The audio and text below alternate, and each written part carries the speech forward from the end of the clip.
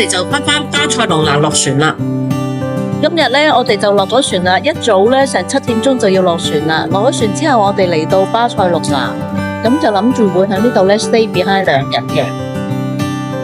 因為時間尚早，好多可以參觀嘅景點都未開門，我哋就決定去博蓋利亞市場。呢個市場可以體驗當地人嘅生活，佢好多農產品、海鮮、肉類、乾貨、濕貨，形形色色，乜嘢都有得賣。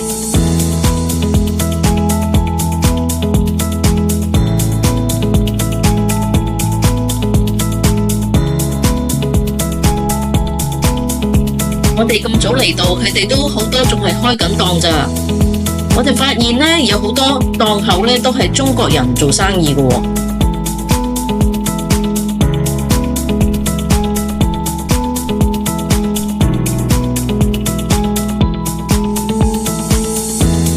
同埋呢都有好多熟食檔，不過佢哋有啲奇怪，因為佢啲熟食同埋生嘅食品呢都係擺埋一齊賣嘅喎，佢哋冇分開喎。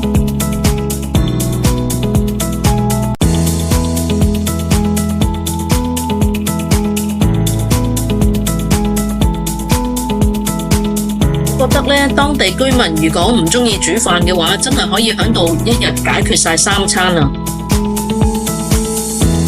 呢個市場真係有好多唔同嘅選擇，而且價錢都好平。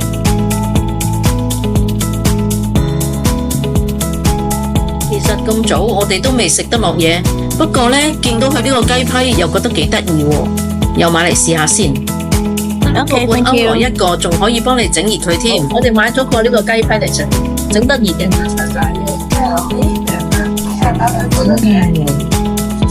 犀利啊！真係出晒煙啊！裏面有啲芝士同埋嘅雞嘅都幾好食，好似雞批咁樣咯。其實朝頭早我哋最緊要反而係要飲杯咖啡，所以我哋喺 market 附近揾咗間可以坐低飲杯咖啡嘅。cappuccino，但係冇拉花冇成嘅，淨係得啲肉桂粉喺面頭，3蚊一杯，未歐羅，有啲失望。如果3蚊，可能真係 Starbucks 好過佢。我哋而家咧就行緊林巴大道啦。林巴拿，咁咧就係一條行人專用區啦，行去杯爾公，唔係杯爾公園喎，係杯爾公喎。佢嘅酒店就響蘭布拉大道，蘭布拉大道係響舊城區嘅，全長共1.2公里，亦都係觀光客必逛嘅巴塞隆拿景點之一，非常有名嘅購物街。佢正中央就係步行道，大道嘅兩旁店家林立，餐廳、酒吧同埋好多100年嘅老店都喺呢度。呢一度就係灰爾宮啦，佢其實係一座住宅，係由加泰隆尼亞建築師安東尼高第所設計嘅，即係著名嘅聖家大教堂嘅建築師。呢座大宅嘅業主係著名嘅工業大亨灰爾。呢座大宅已經被聯合國教科文組織列為世界遺產。呢座大宅係用嚟招待上流社會嘅客人，設計非常之講究，主要分開2部分。客人乘坐馬車，通過呢個拋物線嘅拱門進入，馬匹咧就可以向下行，進入僕人居住嘅地下室同埋馬厩，就等於我哋而家嘅停車場同埋工人宿舍。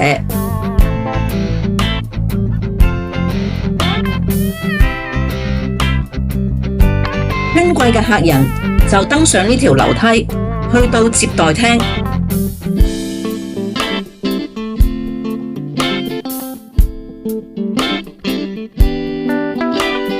呢度嘅天然採光充足，樓底特高，非常之有氣勢。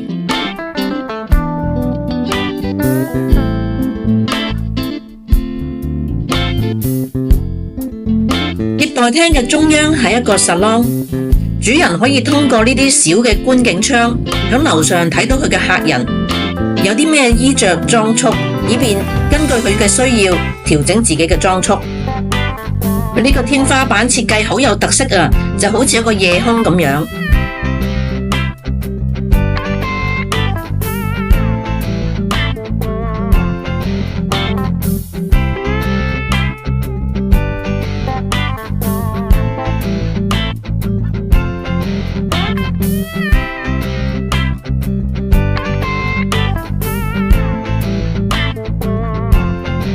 當年用嘅家私仍然係被保留㗎。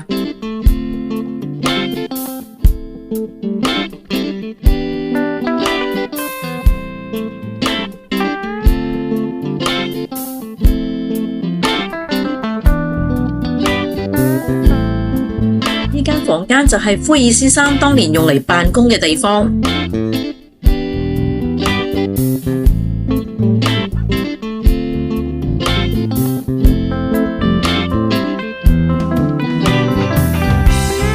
呢啲咁珍貴嘅照片，就係記錄咗福爾公當年嘅真實面貌。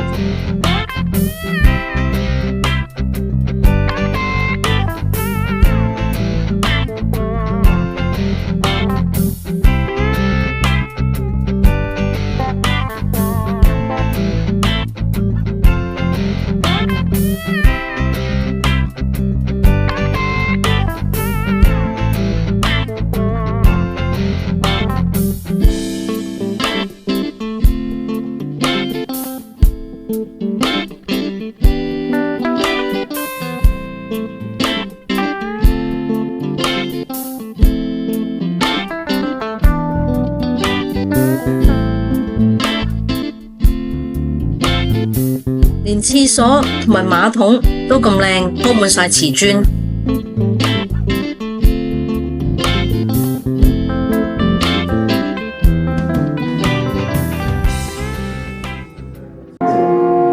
大宅裏面仲有個管風琴，可以舉行音樂會。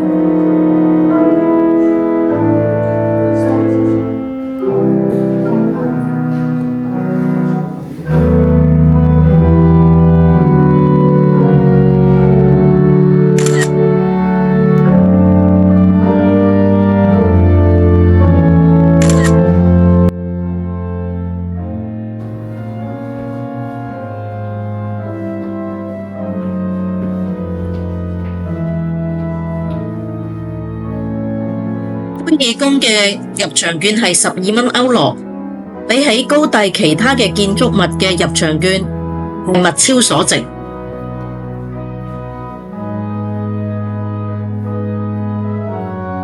佢樓高4層加天台，有超過24間房間可以參觀。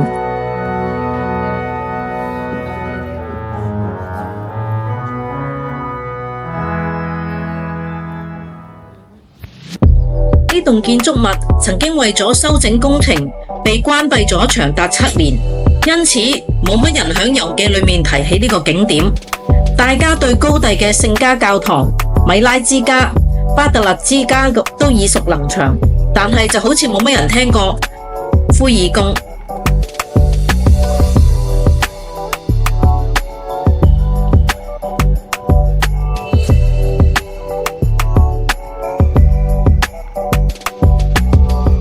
嘅天台咧真係有啲驚喜嘅，全部啲煙通咧都係古靈精怪啦，啲形狀好得意啦，同埋咧佢哋有時有啲係拼砌咗一啲瓷磚落去嘅，嗰啲瓷磚咧好似係樓下裝修用剩嗰啲建築材料再拼埋上去，唔好嘥咁樣，但係就好得意咯。呢個天台反而就係我覺得成個福爾宮最特色嘅地方。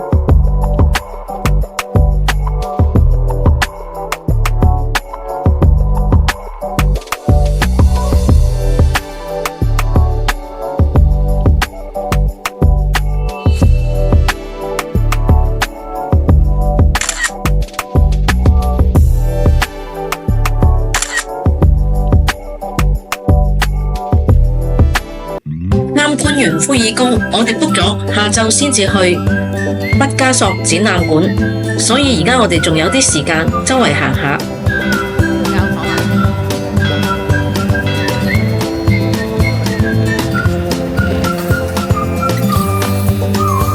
經過呢間賣巴塞隆拿球衣嘅，又入去參觀下。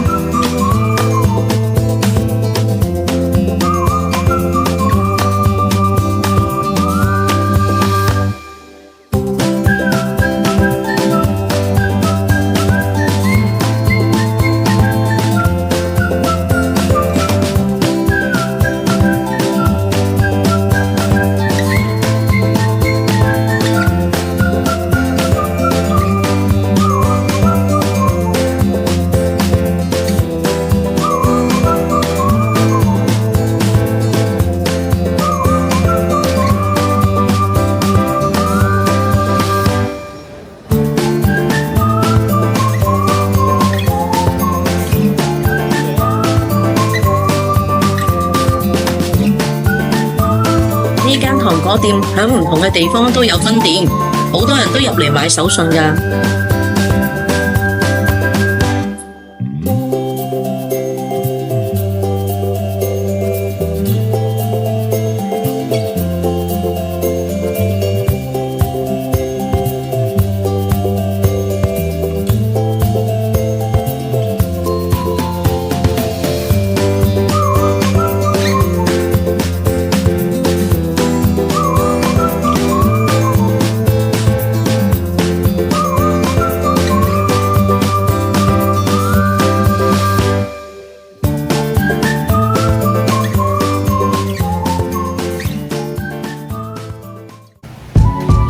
然行過呢個建築物，見到好多男女老少都行入去，我又好奇跟埋入去睇下先。哇！呢度不得了啦，好多衫賣喎，樓高4層，有童裝、accessory、男裝、內衣、女裝、化妝品、手袋，乜嘢都有得買。原來呢間係風魔歐洲男女嘅 Primark， 香港就冇分店啦，所以我哋都未聽過。你唔買都要嚟睇下，我都 spend 咗成個鐘頭喺裏面啊！向前行，我哋就會嚟到加泰隆拿廣場啦。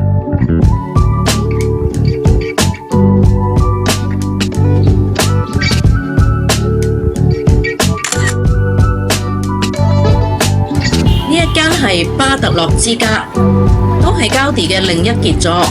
Gaudi 係19世紀末嘅天才建築師，佢曾經講過，直線係屬於人類嘅，曲線係屬於上帝嘅。真係好欣賞佢嘅作品啊！遲啲我哋仲會去參觀埋佢一生最重要嘅作品聖家大教堂。而家我哋就要去食個 lunch 先。我哋喺網上面見到有人介紹呢間 La Vita， 聽講佢食墨魚汁燉飯係好出名嘅。見到隔離左右點嘅套餐都唔錯嘅，不過我就想食墨魚汁燉飯，所以我哋就單點咗個墨魚汁燉飯。點解乜都冇嘅？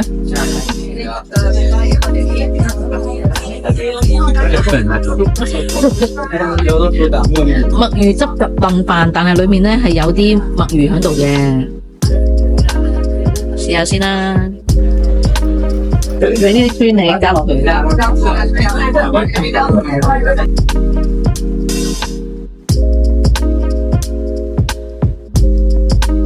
其實呢，我覺得成個歐洲，無論係意大利、法國同埋西班牙，佢哋嘅口味呢都係比較重啲嘅。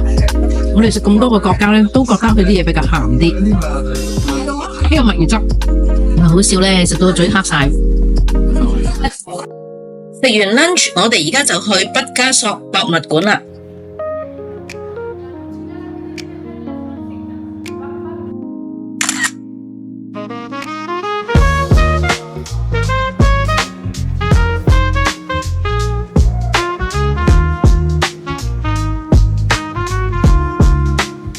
呢幅係畢加索15歲時候嘅自畫像。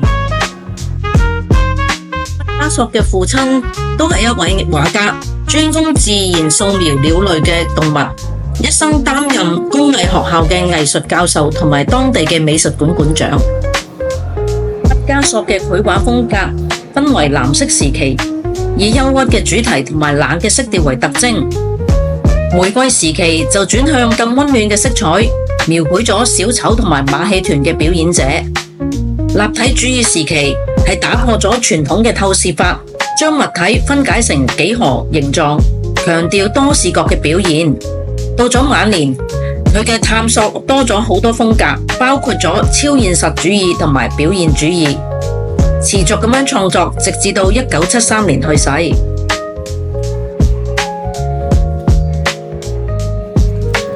欣賞完畢加索嘅作品，我哋就行到嚟呢度凱旋門。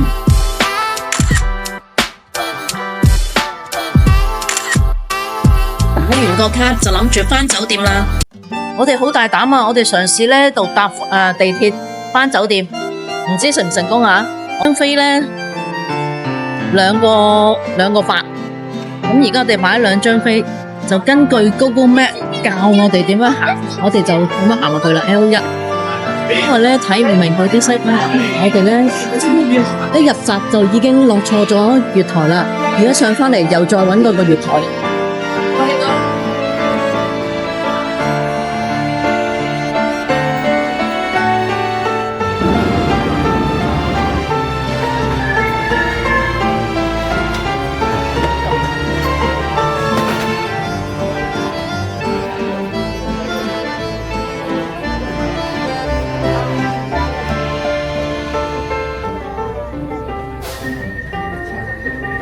香港啲地鐵差唔多，不過好似細啲啦，佢咁多人。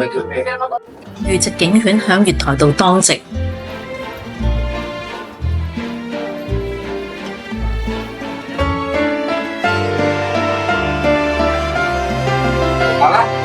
使㗎，搭完就出得嚟係唔需要入飛㗎喎，張飛俾你紀念。酒店附近發現有一間餐廳，居然有我想食嘅炸油條喎，點朱古力，一定要試下先。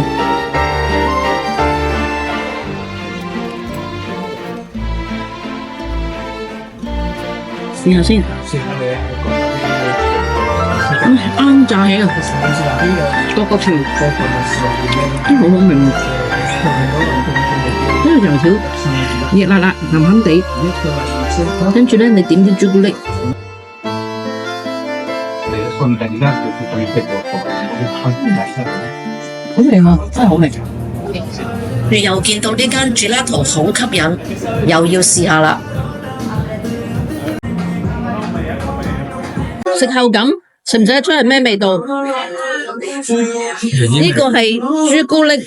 咩人啲味？Almond 呢個 chocolate almond 呢個其實我都唔知係咩味，因為本來我話要 cookie， 我都唔知佢走咗去邊，唔知求其整咗啲咩味俾我。不過呢間真係好多人幫襯喎。入夜後嘅蘭布拉大道又有另一番景象。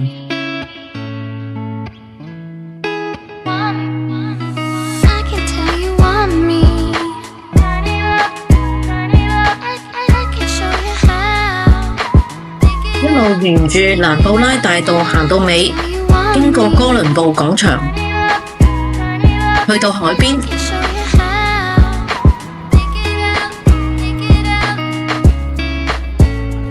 見到好多人圍觀緊啲嘢喎，等我又去趁下熱鬧先。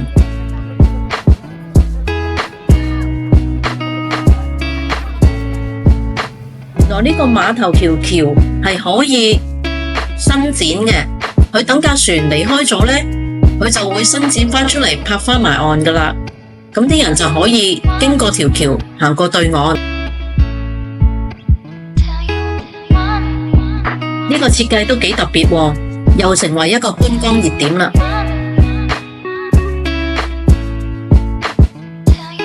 咁啊，今日又圓滿結束啦。